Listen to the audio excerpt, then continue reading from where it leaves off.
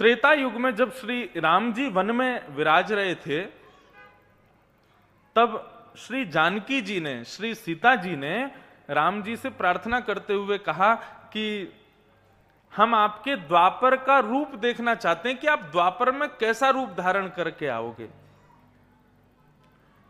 तो रघुनाथ जी बोले कि अब कभी समय पड़ेगा तो मैं आपको दर्शन कराऊंगा। तो राम जी क्या करते थे, एक गुफा में जाते थे, एक गुफा में एक शिला पर अपने बाण के नोक से द्वापर के कृष्ण का चित्र बनाते थे सीता जी को दर्शन कराने के लिए कि मैं द्वापर में कैसा रूप धारण करके आऊंगा।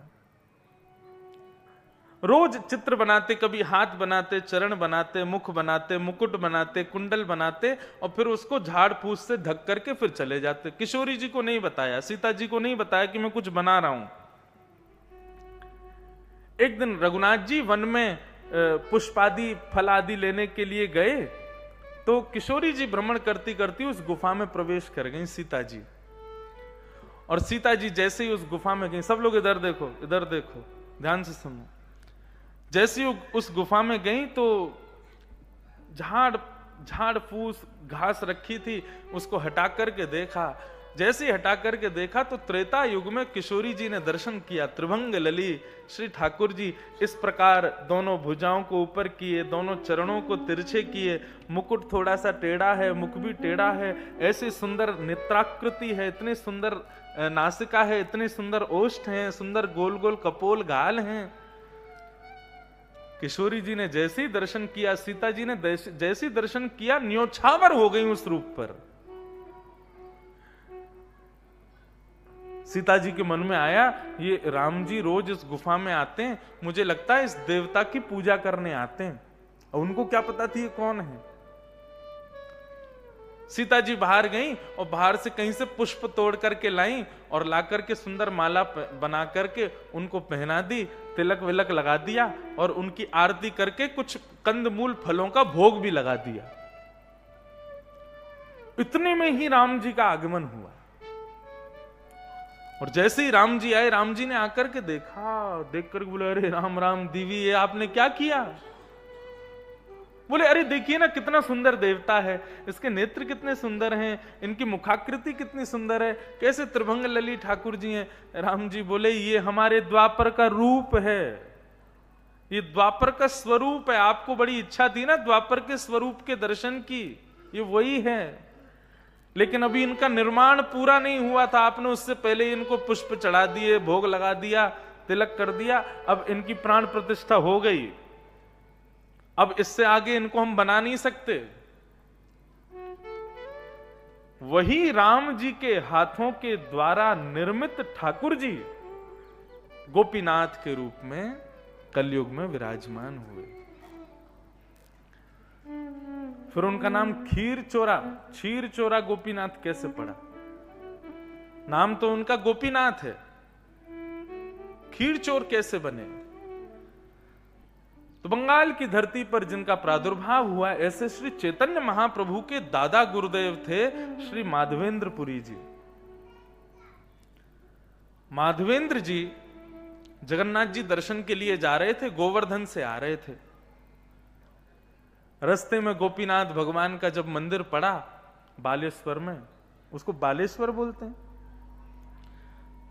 तो बालेश्वर में जैसे ही दर्शन गोपीनाथ जी का मंदिर आया, चैतन्य महाप्रभु के दादा गुरुदेव माधवेंद्र पुरी जी दर्शन के लिए गए।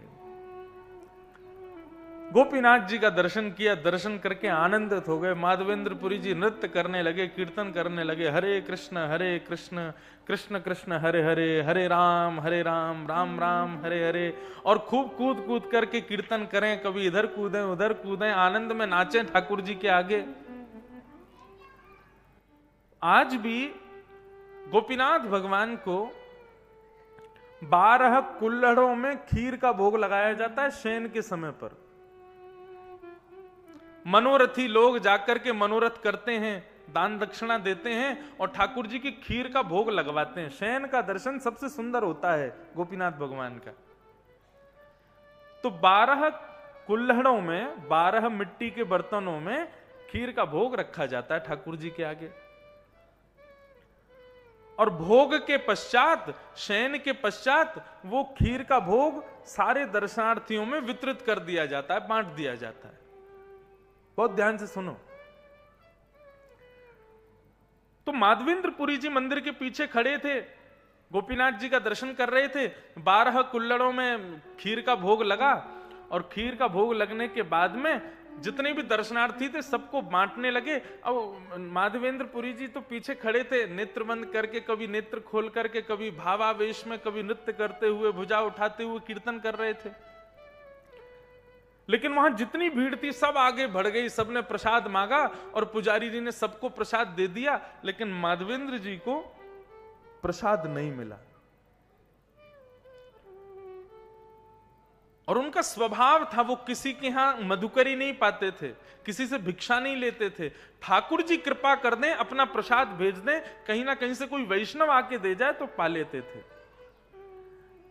अब गोवर्धन से चल के जगन्नाथपुरी जा रहे, इतना लंबा रास्ता, 2-3 दिन से कुछ पाया नहीं था। मंदिर में आकर के प्रणाम किया, मन में भाव था कि गोपीनाथ जी कुछ प्रसाद देंगे, लेकिन खीर का भोग सब में बट गया, माधवेंद्र जी को नहीं मिला। माधवेंद्र जी ने प्रणाम किया, बोले कोई बात नहीं गोपीनाथ जी, शायद हमारे भाग्य में नहीं होगी आपकी खीर, लेकिन कोई नहीं, हमारे लिए तो अन्न का काम आपका नाम करता है।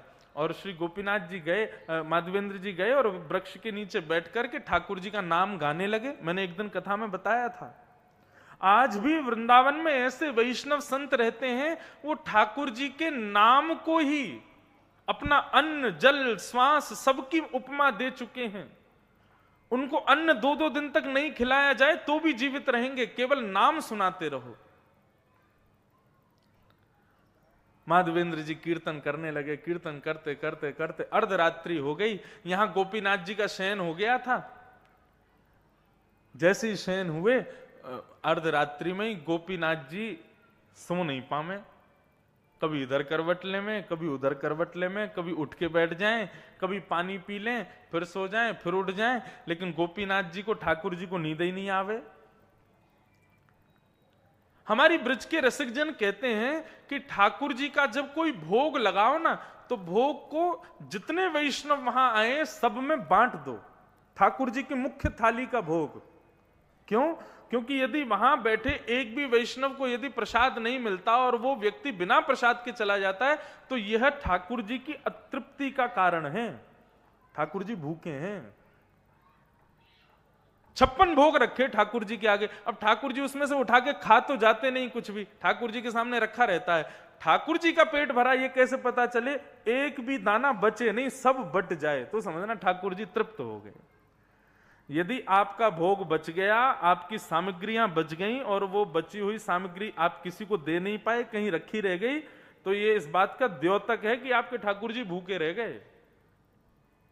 भोग के बाद में सामग्री बचे ना, सब में बट जाए तो समझो हाँ ठाकुर जी तृप्त हो गए, बल्कि कम पड़ जाए और मंगानी पड़े तब समझना ठाकुर जी का पेट भर गया है, आनंदित हो गए ठाकुर जी।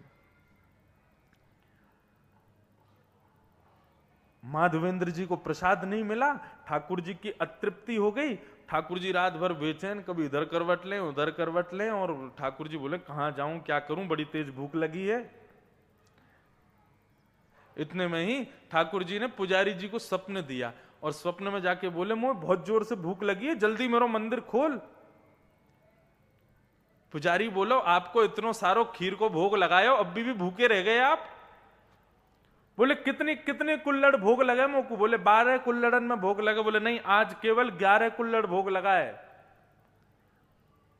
पुजारी बोले नहीं नहीं, हम तो रोज गिन के 12 कुल्लड़ रखते हैं, 11 कुल्लड़ कैसे हो गए?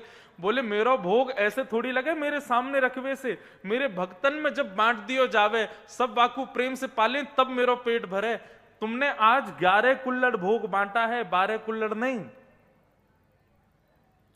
पुजारी जी बोले नहीं नहीं, हमने 12 कुल्लड़ बांटा है। बोले नहीं, तुमने 11 कुल्लड़ बांटा है, क्योंकि मेरा माधवेंद्रपुरी भक्त पीछे खड़ा था, मुझे पता था इतनी भीड़ है कि उस तक भोग नहीं पहुंच पाएगा, इसलिए 12वां कुल्लड़ मैंने अपनी जेब में छुपा लिया था,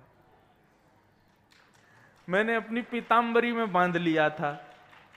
इसलिए अभी आओ मंदिर खोलो, हमारी पीतांबरी में से 12वां कुल्हड़ जो रखा बचा हुआ भोग का, उसको लेके जाओ और माधवेंद्र जी को अभी जाके खिलाओ, तब मेरी भूख मिटेगी। पुजारी जी नेत्र खुले, स्नान किया, रात के 2 बजे भागे दौड़े सीधे मंदिर में, ताले आदि खोल करके देखा गोपीनाथ जी शयन कर रहे हैं।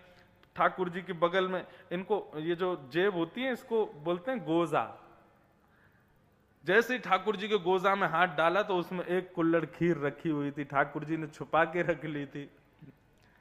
पुजारी जी के नेत्र सजल हो गए, बोले जय हो नाथ, जय हो कृपानाथ, आपकी कृपा कैसी, आपकी लीला कैसी। लेकर के गए, पूरे स्थान में ढूंढा कहीं माधवेंद्र जी मिल जाएं, तभी देखा एक वटवृक्ष के नीचे उर्ध्वबाहु होकर के आर्तनाद के साथ में महामंत्र का गान कर रहे थे। तभी पुजारी जी गए, जाकर के प्रणाम किया और प्रणाम करते हुए कहा, ठाकुर जी गोपीनाथ जी का भोग पा लीजिए भगवान। बोले गोपीनाथ जी का भोग तो सारा वितरित हो गया था, सारे भक्तों में बट गया था, फिर ये कहां से। तब उन्होंने पूरा वृत्तांत बताया। बोले कि महाराज 11 कुल्हड़ भोग बटा था, जल्दीबाजी में मुझे भी याद नहीं रहा कि 12वां कुल्हड़ कहां है। 12वां कुल्हड़ आपके लिए ठाकुर जी ने छुपा लिया था और अभी मुझे भेजा है कि जाकर के आप माधवेंद्र जी को पवाओ। माधवेंद्र जी भी खूब रुदन करने लगे, भाव में आ गए, नेत्रों से अश्रुधार बहने लगी। पुजारी जी से निवेदन करते हुए कहा, बोले हमारी केवल एक बात मान लीजिए। बोले क्या? बोले सदा सर्वदा के लिए श्री गोपीनाथ जी का नाम अब बदल दो। बोले क्या रखें? बोले नाम तो गोपीनाथ ही रहने दो, लेकिन इनका नाम धर दो खीर चोरा गोपीनाथ। और तब से एक भक्त की तृष्णा को मिटाने के लिए, एक भक्त के स्वाद को पूर्ण करने के लिए, एक भक्त के भाव की पूर्ति के लिए ठाकुर जी ने इस कलिकाल में खीर को चोरी किया, इसलिए उनका नाम पड़ गया खीर चोरा गोपीनाथ।